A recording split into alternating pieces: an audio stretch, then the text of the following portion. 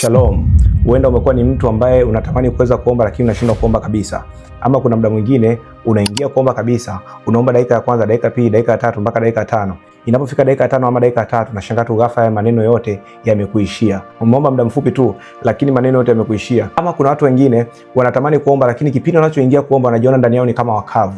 Wanajiona ndani yao ni kama wana uzito wa kuomba. Mtu anashindwa kuomba kabisa. Leo nitakwambia vitu vikubwa vitano ama kanuni tano za kufanya kama unapitia na haya matatizo aina tatu. Kama unatamani kuomba na unashindwa kuomba, ama kama unatamani kuomba lakini maneno huwa yanakuishia kipindi ambacho unakuwa unaomba. Unaomba muda mfupi tu lakini unakuta maneno yamekuishia. Au kama unatamani kuomba lakini unapoanza kuomba unasikia ile hali ya uzito ndani yako, unasikia kama kuna mkandamizo. Na tatizo hili limekuwa likiwasumbua watu, lakini tatizo hili ni rahisi sana. Leo nitakuonyesha kanuni nyepesi sana ambazo kanuni hizi utakapozijua utakuwa unaomba kwa urahisi zaidi, utakuwa usikii uzito wala maneno yatakuwa hayaishi. Kwa sababu changamoto hii inaweza kuonekana kubwa kwako ya kushindwa kuomba, lakini kumbe kuna vikanuni vidogo, kuna vikanuni ambavyo ni vyepesi sana ambavyo wewe siku leo vijui na ndio maana unashindwa kuomba. Sasa ninapokwenda kueleza kanuni hizi, kama bado haujasubscribe channel yetu, unaweza ukasubscribe muda huu ili kipindi ninachokuletea mafundisho mapya kuhusiana na maombi uwe wa kwanza kuyapata. Sasa kanuni ya kwanza itakayo kufanya uombe kwa urahisi na kwa muda mrefu ni kuanza kwa nyimbo za kusifu na kuabudu. Kwa nini unatakiwa kuanza na nyimbo za kuabudu? Kwa sababu nyimbo za kuabudu zina tabia ya kufungua anga la kiroho, zina tabia ya kuvuta uwepo wa kimungu. Ndio maana hata katika kitabu cha Zaburi ya 100 mstari wa 4 inasema kwamba ingieni malango yake kwa kushukuru na nywani mwake kwa sifa. Unaona, Mungu anataka unapoingia nyumbani mwake, ingia kwa sifa. Mungu anapenda sifa, Mungu anapenda maabudu. Maabudu anavuta Roho Mtakatifu karibu. Maabudu anavuta uwepo wa kimungu karibu. Unaona, hata unapoenda kwa mganga wa kienyeji, mganga wa kienyeji hawezi kukuhudumia moja kwa moja bila kusifu na kuabudu. Na ndio maana hata waganga wa kienyeji unakuta umeenda ukiwa na shida, lakini kabla hajaanza kuhudumia anaanza kuimba manyimbo ambayo hayaeleweki. Anaanza kuimba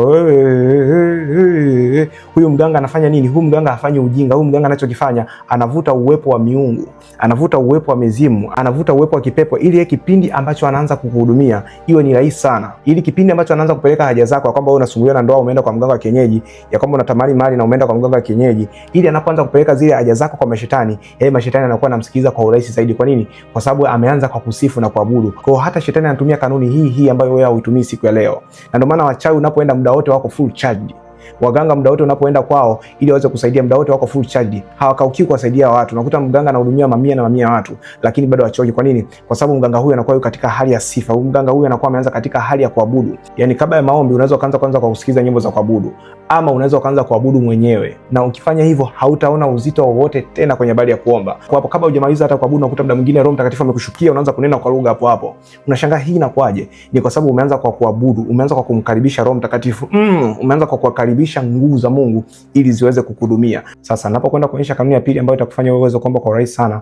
Kama bado haujalike video hii mpaka hapa tulipofika na inakubariki, basi unaweza ukalike mahali pale. Sasa kanuni ya pili ni unapoanza maombi, anza kwa shukurani. Anza kwa kumshukuru Mungu mambo makubwa aliyokutendea na mambo madogo. Unajua Mungu wetu ni Mungu ambaye anapenda sana shukrani.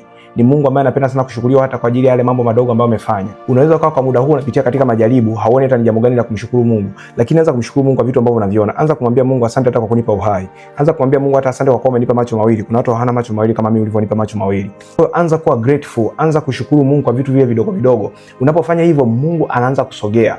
Na uwepo wa Mungu unaposhuka, nguvu za Mungu zinaposhuka, inakuwa ni rahisi zaidi wewe unapoingia kwenye maombi kuweza kuomba kwa urahisi sana. Roho Mtakatifu anaanza kukusaidia kuomba. Roho Mtakatifu anaanza kuomba pamoja na wewe. Unajikuta umeanza kupata ile flow kwenye maombi. Unajikuta kwamba umeanza kupata bubujiko. Unajikuta kwanza umeanza kumiminika mbele za Mungu katika namna ambayo ulikuwa haujawahi kumiminika. Kwa nini? Ni kwa sababu umeanza na kumshukuru Mungu. Kwa mfano, Mungu anaweza kama amekupa afya, amekupa ndoa lakini amekunyima mtoto. Unaweza kuwa unaomba Mungu sana kwa habari ya huyo mtoto, lakini unajikuta kwamba huyo mtoto umpate. Lakini Mungu amekupa afya, Mungu amekupa ndoa, Mungu amekupa nyumba, Mungu amekupa vitu, Mungu amekupa mali, lakini kwa sababu tu haujapata mtoto, unaanza kuona kama mkono wa Mungu haupo kwenye maisha yako. Unaanza kuona kwamba Mungu hakufanyii kitu chochote. Ndivyo shetani anafanya. Ndio maana watu wengi sana wanapoingia kwenye maombi wanakuwa hawaoni sababu ya kumshukuru Mungu. Ni kwa sababu vile vitu ambavyo wanavihitaji sana kutoka kwa Mungu, Mungu anaonekana hajafanya. Lakini wanakuwa wanashindwa kuona kwamba Mungu amebariki katika maeneo mengi sana. Mungu amebariki katika vitu vingi sana ambavyo bado hawajaviomba. Mungu amebariki katika uchumi, Mungu amebariki katika afya, Mungu amebariki katika ndoa. Kwa hiyo jambo hili linafanya watu wanapoingia kwenye maombi wao wanashindwa kumshukuru Mungu. Lakini maandiko yanatukumbusha kwamba aliye mwaminifu katika lile dogo atakuwa mwaminifu katika lile kubwa pia. Mungu anaanza kuamini katika hayo madogo ambayo unayashukuru. Mungu anakuwa anajua kwamba kama nimempa huyu mtu vitu vidogo na ananishukuru, ina maana nikienda kumpa vitu vikubwa anaweza kanishukuru zaidi. Hata kanisani kwetu kule ambako tunasali huwa napenda kuwapa watu mfano ya kwamba kama Mungu amekubariki shilingi 1000, umeshindwa kutoa fungu la 10 100. Je, Mungu akikupa milioni 1 unaweza kutoa fungu la 10 100,000? Hauwezi. Kwa nini? Sababu shilingi 100 peke yake inakuuma. Unaona kama umepoteza kitu, unaona nitabaki na 900. Haya, Mungu amekupa milioni 1, unaweza kutoa na 100,000. Mungu amekupa milioni 100, unaweza kutoa milioni 10 wewe kama fungu la 10. Mungu amekupa bilioni 1, unaweza kutoa milioni 100 kama fungu la 10, au utaanza kujitetea kwamba Mungu na mambo mengi. So Mungu anaanza kupima uaminifu katika vitu vilivyo vidogo.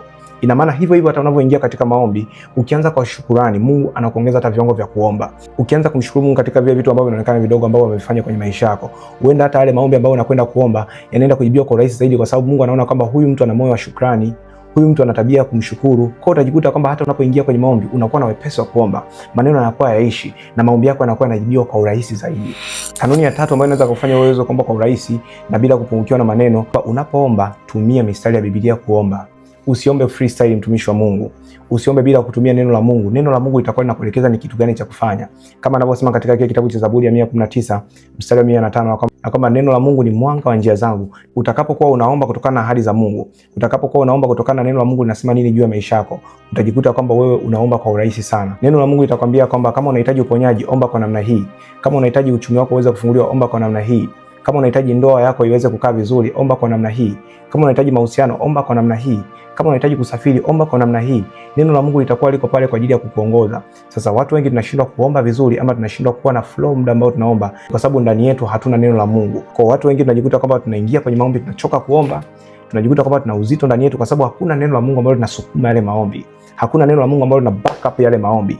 Hakuna neno la Mungu ambalo linakusukuma wewe uweze kuomba zaidi, halipo. Sasa napokwenda kuonyesha kanuni ya 4 ambayo itakusaidia wewe kuweza kuomba kwa urahisi. Kama bado haujasubscribe channel yetu, unaweza ukasubscribe pale ulipo. Na kama bado haujalike video hii mpaka hapa tulipofika na inakubariki, basi unaweza ukalike pale ulipo. Sasa kanuni ya 4 ambayo itakufanya wewe uweze kuomba kwa urahisi ni samehe na kuachilia unapoingia kwenye maombi. Watu wengi wanaingia kwenye maombi kipindi wakiwa wamekosana na watu. Watu wengi wanaingia kwenye maombi kipindi wanapokuwa wamekwaruzana na watu. Yaani umekwaruzana mume wako ndio unaingia kwenye maombi, umekwaruzana mchumba wako ndio unaingia kwenye maombi, umekosana mtu kabla hujaweka naye amani unaingia kwenye maombi. Kipindi ambacho unaingia kwenye maombi unahisi kama maombi yako yanazuiliwa. Kwa nini? Kwa sababu moyoni mwako kuna uchungu, moyoni mwako hakuna amani, moyoni mwako kuna mafarakano. Maana maandiko yanasema kwamba hata kipindi unachoenda kutoa sadaka, ukiona kuna mtu ambaye umekosana naye, iache kwanza sadaka yako madhabahuni. Ikiwa bado hujatoa, nenda kaweke naye kwanza amani yule mtu, alafu ndipo urudi uitoe. Kwa sababu hata swala la sadaka lenyewe, kama bado umemshikilia mtu ndani ya moyo wako, kama bado haujapatana na ndugu yako ama rafiki yako, sadaka yako haiwezi kupokelewa na Mungu. Na kama sadaka tu haiwezi kupokelewa na Mungu, kama umekosana na mtu, je, maombi yako inakuaje? Ama muda mwingine umekosana na mke wako afu unaingia kwenye maombi. Maandiko yanatuonyesha kabisa kwamba mwanamke ana uwezo wa kuzuia maombi ya mwanaume. Yes, yani wewe mwanaume kama umekosana na mke wako, maombi yako yana uwezo wa kwenda kuzuiwa. Sasa kama maombi yako yanaweza kuzuiwa na mwanamke, unapoingia kuomba ukiwa umekosana na mke wako, unaomba nini? Muda mwingine tunawasamea watu ili maombi yetu yasiweze kuzuiliwa. Kwa sababu maandiko yanasema kwamba msipowasamehe ninyi waliowakosea, Baba yangu wa mbinguni hawezi kuwasamehe. Ina maana unapoingia kwenye maombi, hata kama umeomba toba, kama wewe bado haujamsamehe jirani yako aliyekukwaza, Mungu wa mbinguni hawezi kukusamehe. Na Mungu wa mbinguni kama hajakusamehe, maombi yako ni makelele mbele za Mungu, kwa sababu unaingia mbele za Mungu ukiwa una dhambi. Kanuni ya 5 itakao kusaidia wewe kuweza kuomba kwa urahisi, kwamba omba msaada wa Roho Mtakatifu kipindi ambacho unaanza maombi ili aweze kusaidia kuomba. Maandiko yanasema kwamba kadhalika na sisi hatuwezi kuomba kama hivi ipasavyo, lakini Roho Mtakatifu hutuombea kwa kuugua kusipoweza kutamkwa. Unajua wewe kama wewe hauwezi kuomba vile Mungu anavyotaka uweze kuomba. Mimi hapa siwezi nikaomba sana vile Mungu anavyotaka mimi niombe. Lakini unapomwambia Mungu aweze kusaidia kuomba, utajikuta kwamba Mungu anaanza kuongoza ni namna gani ya kuomba. Ama kama kuna sema hujamsamehe mtu, Mungu anakuambia kwamba Bwana, msamehe kwanza huyu mtu kabla hujaingia kwenye maombi. Ni Roho Mtakatifu anaanza kukusaidia, anaanza kuelekeza ni namna gani ya kuweza kuomba. Sasa baada ya kuelekeza kanuni hizo, nataka nikuombee wewe ambaye unatamani kuweza kuomba lakini ndani yako hauna nguvu ya maombi. Natamani ufunge macho yako pale ulipo na uweke mkono wako wa kulia kwenye kifua chako niweze kuombea muda huu ili Mungu aweze kupatia nguvu ya maombi. Baba, namwombea dada yule, namwombea baba yule, namwombea kaka yule, namwombea mtoto yule. Baba, tazama anahitaji uweze kumpa nguvu ya maombi ndani yake. Baba, amegundua kwa nguvu zake peke yake kwamba hawezi. Amejaribu kuomba kwa akili zake Bwana, lakini ameshindwa.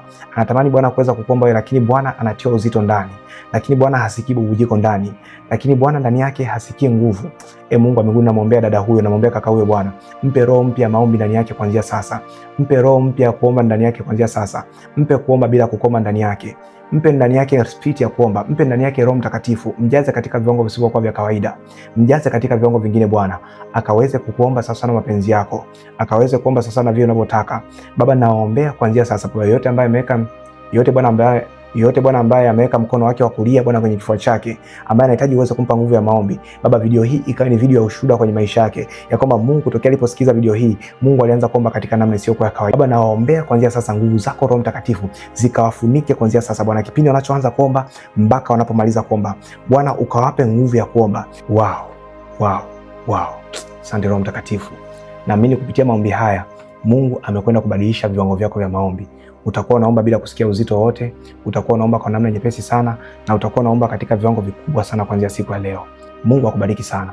Lakini pia kama unahitaji ushauri na una shida binafsi kuhusiana na Roho Mtakatifu, maombi, una shida zako za maisha, ndoa, uchumi, chochote kile, nitafute kupitia namba hiyo ya simu ambayo unaiona upande wako kulia chini ya screen. Usitume message, naomba unipigie moja kwa moja. Message ni nyingi sana, nashindwa kuzisoma zote kwa wakati. Muda huu tumefikia mwisho wa video hii. Kama bado haujasubscribe channel yetu, unaweza ukasubscribe muda huu ili kipindi ambacho nakuletea mafundisho mapya uwe wa kwanza kuyapata. Lakini pia kama bado haujalike video hii na imekubariki, basi unaweza ukalike pale ulipo. Mungu akubariki sana. This is Apostle Deusi Sengo. Amen. Shalom. Peace.